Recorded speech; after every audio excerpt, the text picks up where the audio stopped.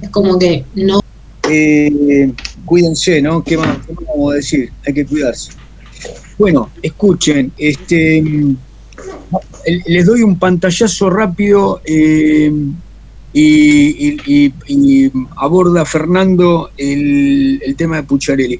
Algo de lo que dije yo ayer que quedó un poco desperfilado, se lo quería pasar en números para que ustedes después tengan alguna línea.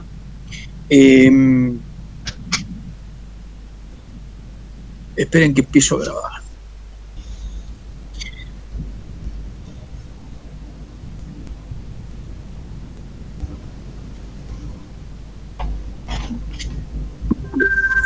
Bueno, entonces les decía, vamos a hacer un análisis rápido, ¿sí? A modo de repaso de lo que les dije en función de lo que plantea Rocchi, pero también tomando alguna línea de valores que algún año en clase lo hice en el pizarrón y no lo digitalicé ni lo armé nunca más, y que ustedes lo pueden hacer a partir de las estadísticas y de los mapas y de los gráficos que yo les pasé en el Power de la unidad 1, ¿no? Algunos vamos a buscar ahora.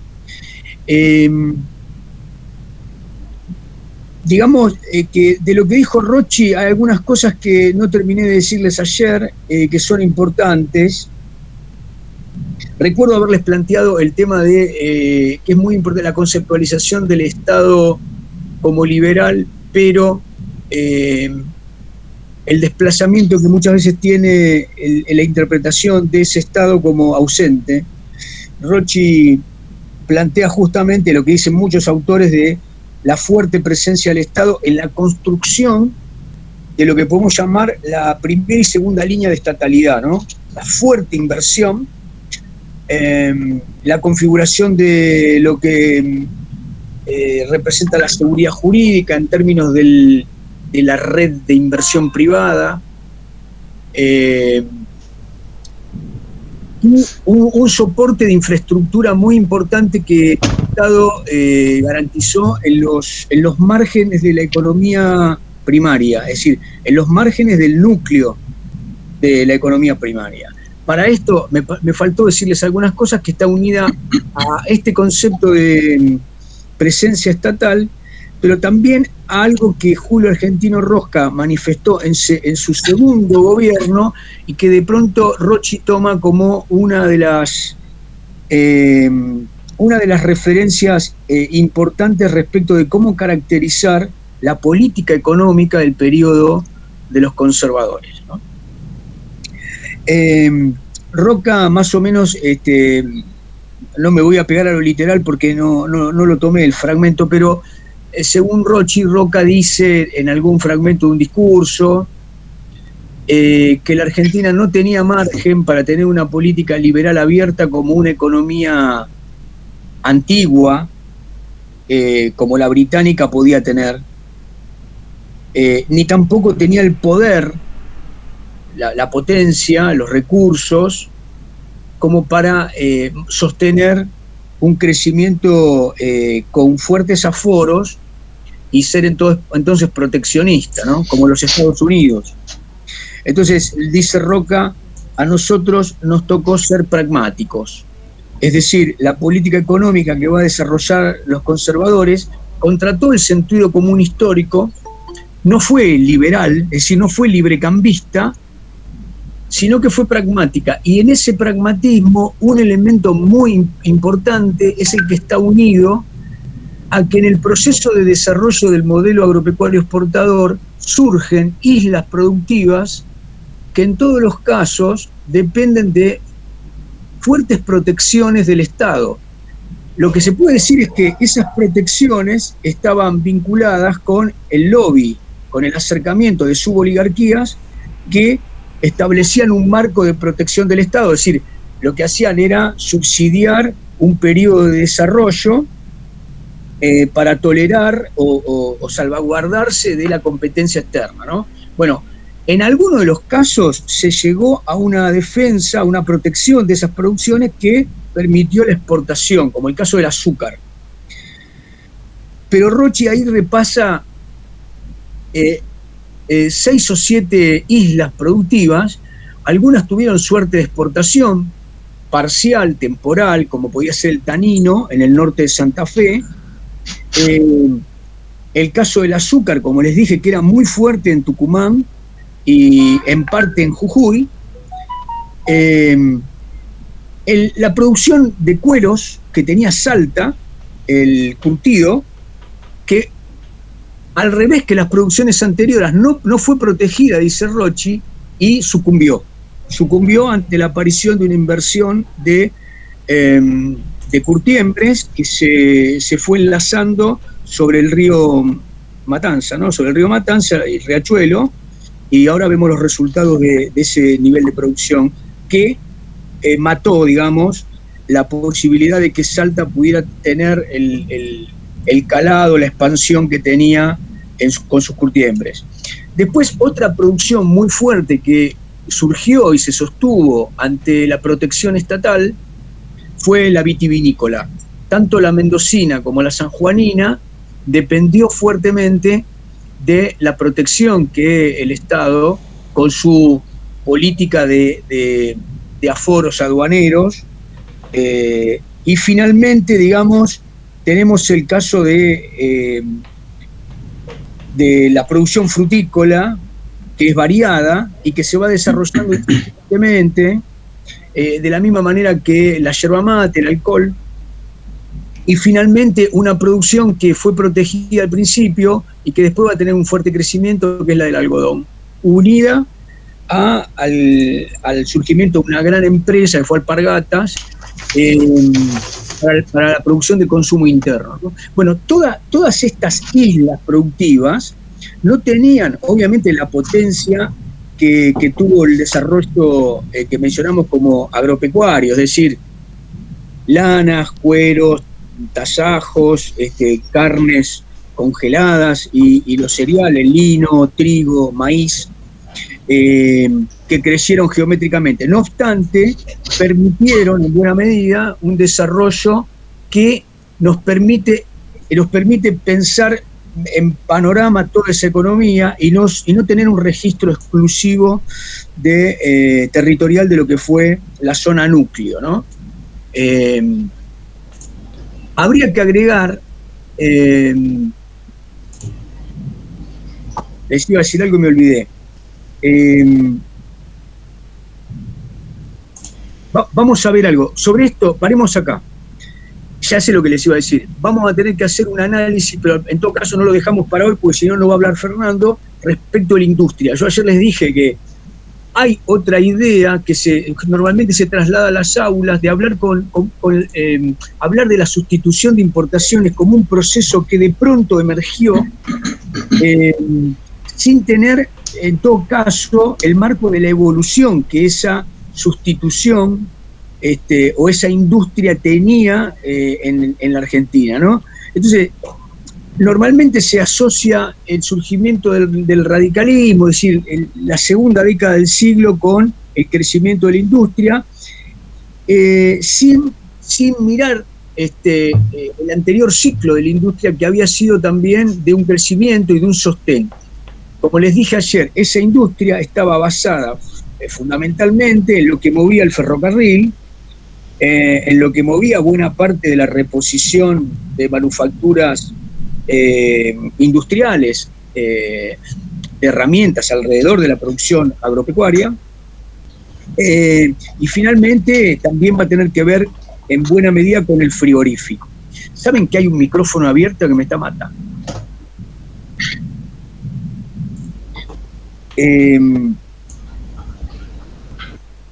Ahí está, fenómeno. Bueno, entonces pasemos al,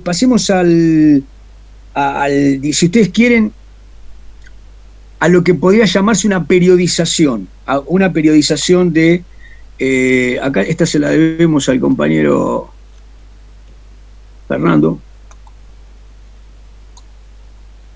Si lo tienen que insultar, me lo insultan a él, ¿eh?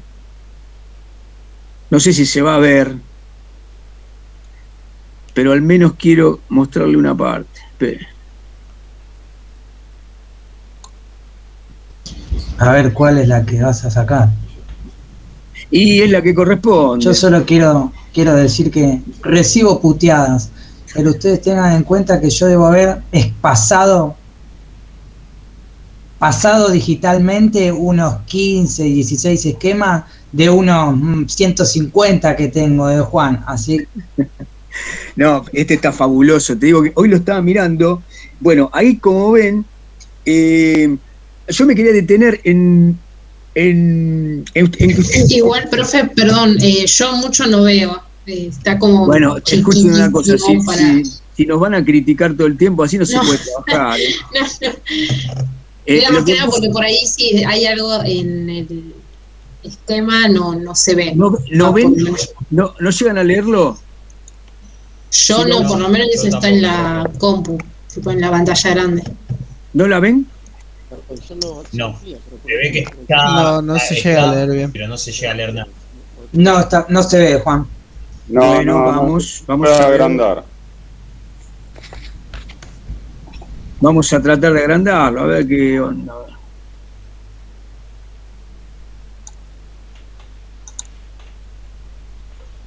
Si me voy al 100%, vamos a ver. Intentemos.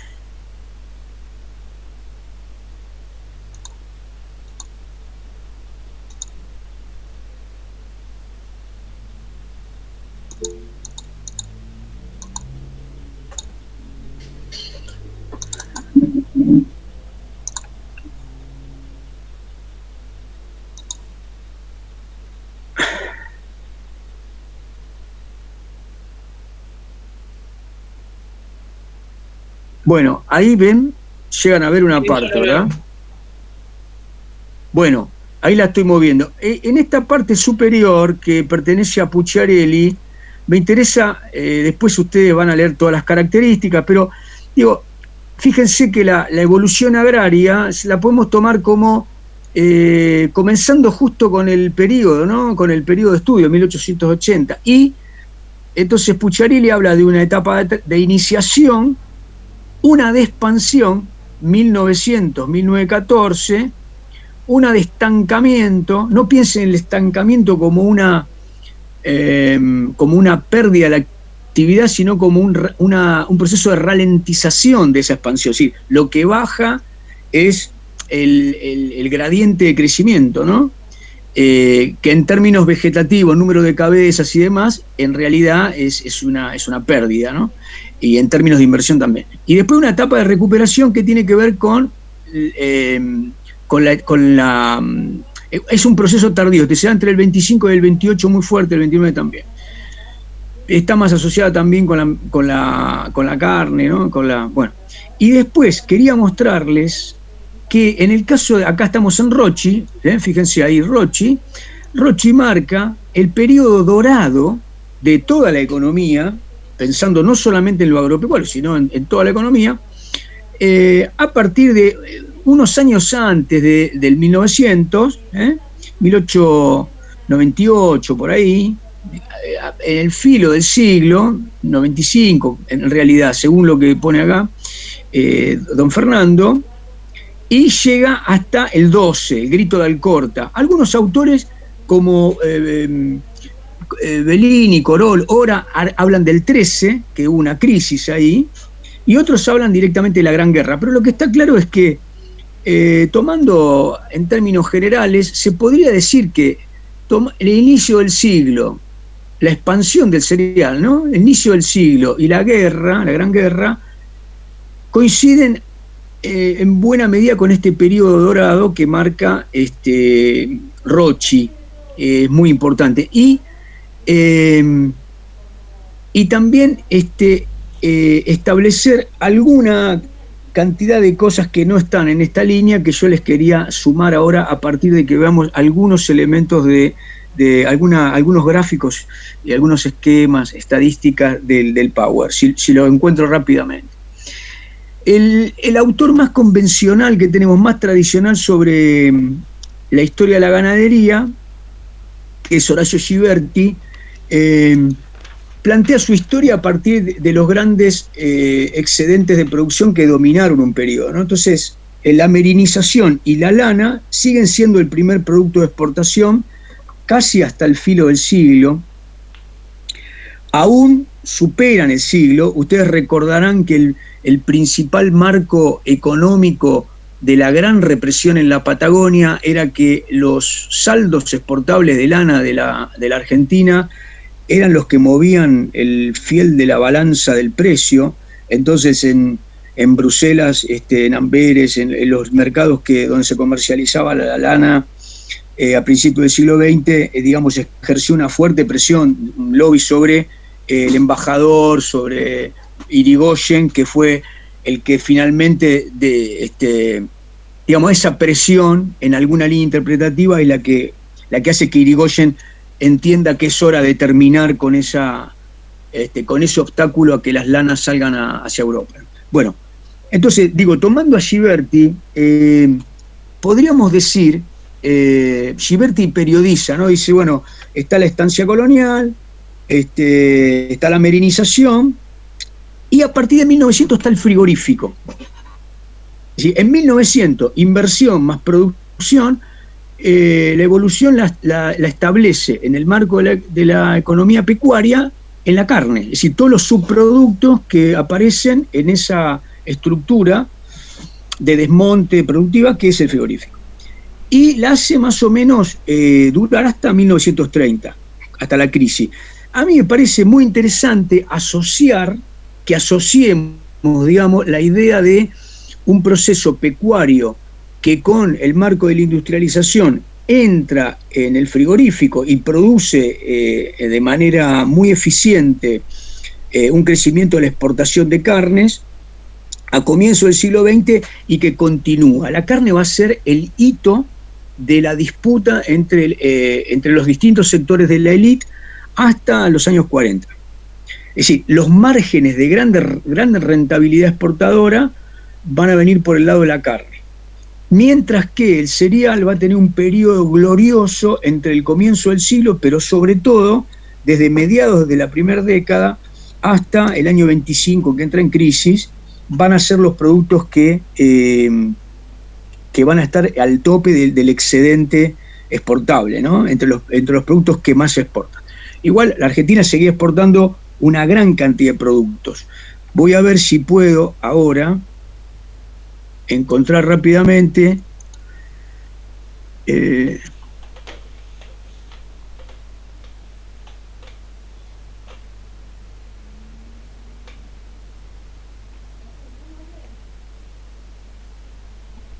sí. Bueno, vamos a ver.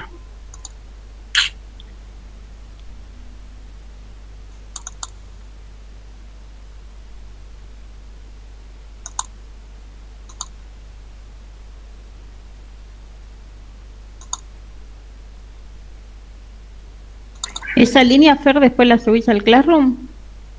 Pero así no vale. ¿Ustedes quieren que le demos todo servido? Sí, ¿la subiste, Fer, o no? Ya está en el Classroom, creo. Sí. Creo que está en la línea Está. de tiempo de la unidad 1, seguro, porque es parte de las líneas que usamos todos los años. Lo que sí aprovecho mientras vos buscás, y me parece, lo pensaba hace 20 segundos no más, me parece que voy a armarles un pequeño video explicativo donde, tipo clase, pero no sé, 20 minutitos, 15, 20, explicando un poco la historia de la ganadería de Horacio Ghiberti, porque ya lo nombró Juan 89 veces en las últimas 3 clases, y eso lo quitamos, digamos, del programa, pero como es muy recurrente citarlo, y es cierto que va de la mano, no la cuestión ganadera, voy a ver si hago una especie de mini clase, la grabo el fin de semana y se la subo en el aula virtual para aquellos que quieran ver. Fer, me parece que Ferrer le bate el parche bastante, lo usa Ghiberti. No sé si estoy seguro que lo usa, pero por ahí sí es necesario. Bueno, están viendo, ¿verdad, el esquema? Sí, yo pensaba más que nada en una caracterización de la ganadería, no más, digamos. Está bien. Bueno, mirando entonces el esquema, ustedes verán que se encuadra, el esquemita se encuadra en 1876. Fíjense que lo que está resaltado es la función crecimiento-agricultura, ¿no? Que con los dientes de serrucho de las crisis, de cualquier manera, hacia el año 14 supera a los productos exportables ganaderos, ¿no? Y los otros, que podemos incluir ahí los servicios estatales, la construcción y la industria, es un porcentaje menor. Bien, de ahí vamos a pasar, me parece que es bastante gráfico para, por ejemplo, para mostrarle a cualquiera que quiera entender rápidamente la evolución de las características del proceso que se dio en la Argentina entre la producción pecuaria y la producción agrícola, como para establecer el marco de qué fue la revolución agrícola, con la colonización, la renta del suelo, ¿no? Introducir el carácter de quién fue el arrendatario y qué función capitalista cumplió. Para entender eso hay que entender que hubo al interior de esa producción al menos dos revoluciones. Una que es el crecimiento geométrico de la agricultura que supera a la producción pecuaria en el siglo XX, y la segunda es un rebote de esa producción pecuaria con la industrialización del frigorífico. Esos dos procesos no pueden dejarse de lado para explicar, me parece a mí, de manera consistente el modelo, ¿no? A lo largo de estos casi 30 años del periodo de esplendor, y si ustedes quieren, a lo largo de las 5 décadas. Hay otro esquema, discúlpenme que me parece que lo voy a encontrar rápido.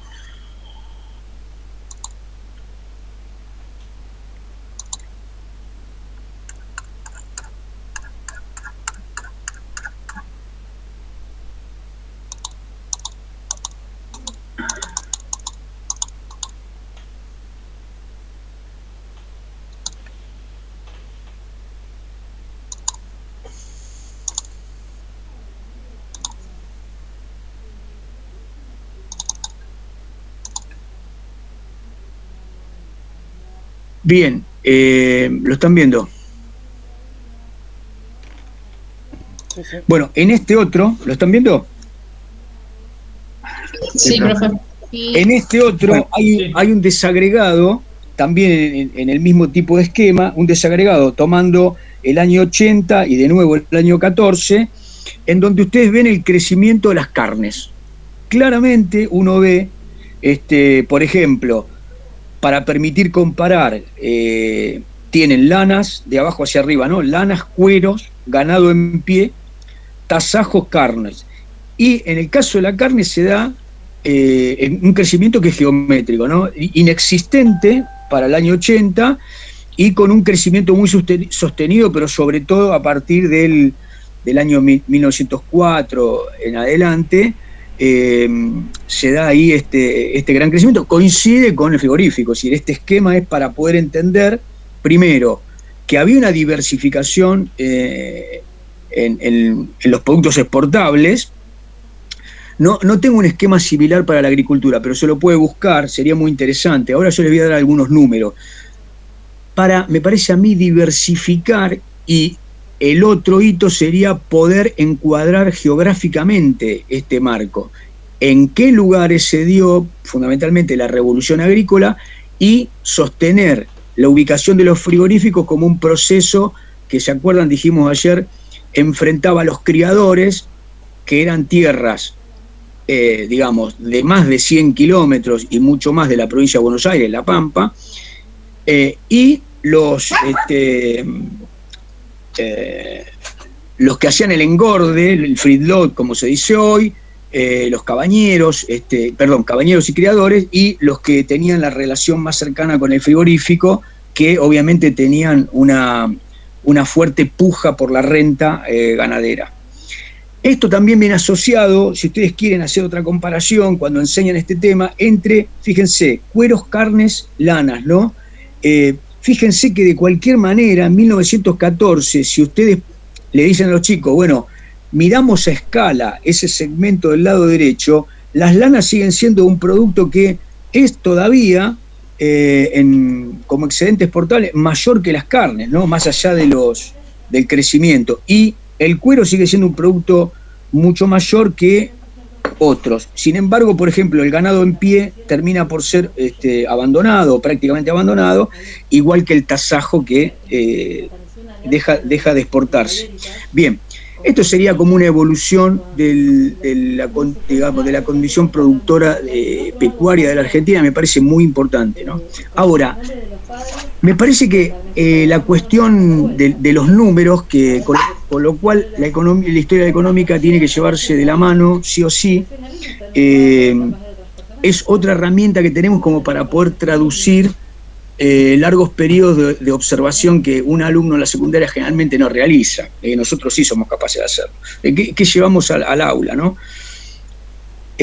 Bueno, la etapa de la gran expansión agrícola, la etapa del frigorífico, coincide con el clímax del periodo económico. ¿Qué es el clímax del periodo económico? Mayores niveles de inversión, mayores niveles de producción infraestructural, y mayores niveles del coeficiente de PBI per cápita. Todo esto nos lleva a decir que entre 1885 y 1914 la economía argentina fue tal vez la mejor de toda su historia. Bien, yo separé unos números. Un año lo hicimos en el pizarrón, ¿te acordás, Fer? Muy desprolijo, pero se entendió. No tenemos pizarrón ahora, así que voy a tratar de ir diciéndoselos y explicándoselos. Si tomamos, por ejemplo, un producto de exportación, carne, los valores de las estadísticas, yo les voy a decir números absolutos. En algún caso son en millones de pesos oro, en otro caso son libras esterlinas, en otros casos son toneladas, no importa. Tomemos números absolutos para ver la progresión. En 1870, el número era 33. En 1895, 95. 33, 95, se multiplicó por 3. En 1914 se había convertido en 437, o sea que se había decuplicado entre 1870 y 1914. Pasemos a otros productos exportables, ¿no? El trigo. Para 1880 el número era 147. Para 1914, 37.200. El porcentaje ahí es geométrico. Maíz, en 1880 era 288, en 1914 era 77.000. Y el lino era un producto más importante en 1880, el número 600. Y para 1914, 43.000. Los porcentajes de estos son de un crecimiento tan vigoroso, ¿no?, que debajo nos tienen que hacer pensar, o sea, ustedes tendrían que hacer pensar a los pibes en el dinamismo que implica la maquinaria, la roturación de tierras, el movimiento humano, el movimiento de herramientas que generaba estos crecimientos, ¿no? Reitero, en 1880 y 1914, estamos hablando de un poquito menos de un cuarto de siglo. Bien, uno podría decir, este periodo de clímax, ¿a qué factores remite? Bueno, habíamos hablado del tema, la importancia de lo demográfico. Entonces, más allá de que ustedes después lean en Devoto la importancia de los factores expulsivos y la importancia de los estímulos económicos que América y en particular Argentina ofrecía, recuerden el tema de los estímulos culturales, ¿no?, que vinieron a un lugar donde hubiese eslabonamiento inmigratorio, el tema de la lengua, en fin. La Argentina pasa, 1869, primer censo, 1.7 millones de habitantes, de ahí pasa a 1895, 4 millones de habitantes, se multiplica más que por 3, un poquito menos, y en 1914 tiene 8 millones, o sea que pasa, redondeando, de 2 a 8 en este proceso. Si uno le hace pensar a los chicos en nuestra población actual y hace esa progresión, termina dimensionando qué otra realidad habría, ¿no? Termina en todo caso, ¿cómo les puedo decir? Termina dimensionando lo que pierde dimensiones, ¿no? Me parece que acá está en parte lo que encierra la palabra boom, ¿no? El boom argentino. Bueno, vayamos por otro lado. En términos absolutos, ¿no? Es decir, todo lo que Argentina exportaba, es que es un promedio, 1870 el número 33, 1880 el número 58, 1895 el número 120, se multiplicó por 4, y 1914 es 350, se volvió a multiplicar por 3. Vayamos al PBI per cápita. Para 1875 el número era 334. Para 1900 el número era 950. O sea, piensen que en 25 años el PBI per cápita se había multiplicado 3 veces. Y de 950 pasa a 1914 a 1151. El poder de la exportación argentina había crecido, pero también había crecido mucho más la aceleración de la población. Por eso el cociente en realidad baja un poco su aceleración, ¿no? Los números son impactantes. La inversión británica, escuchen estos números, la inversión británica pasó, en el año 1865 era 2.7, en el año 75 era 22.6, en el año 1885 era 46, en el año 1900 era 191, de 2 pasó a 191, y en el año 5 es 253 y en el año 14 es 480. O sea, pasó de casi 3 a 480. ¿Esto qué significa en términos relativos? Obviamente que Gran Bretaña era exportadora de capitales, pero lo que significa es que Gran Bretaña privilegió a la Argentina como su principal locación de inversiones.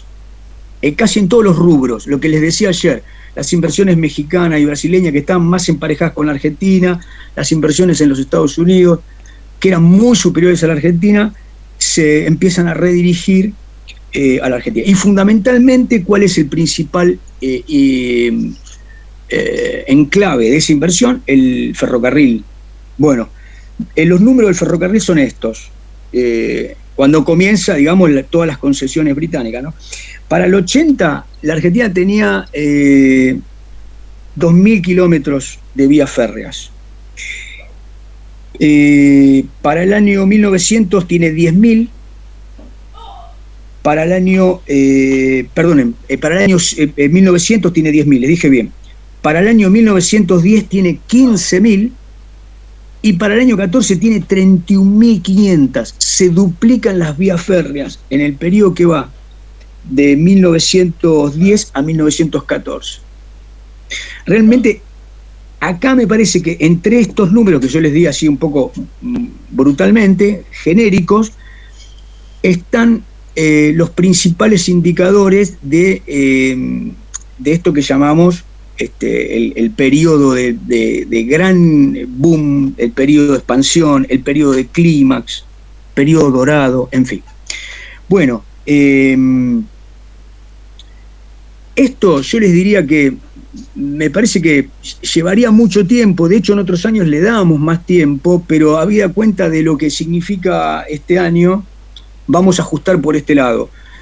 Yo lo que les pido es, miren el Power que yo les pasé, hay mucha cifra comparativa, por ejemplo, hay algunas cifras que son, algunas estadísticas que son muy interesantes, viendo por ejemplo a la Argentina, que está por detrás de Polonia, detrás de Australia, detrás de Estados Unidos, detrás de Rusia, detrás de por lo menos 5 países en la producción de maíz y trigo, y de pronto en 10 años la Argentina está solo detrás de Estados Unidos y Rusia.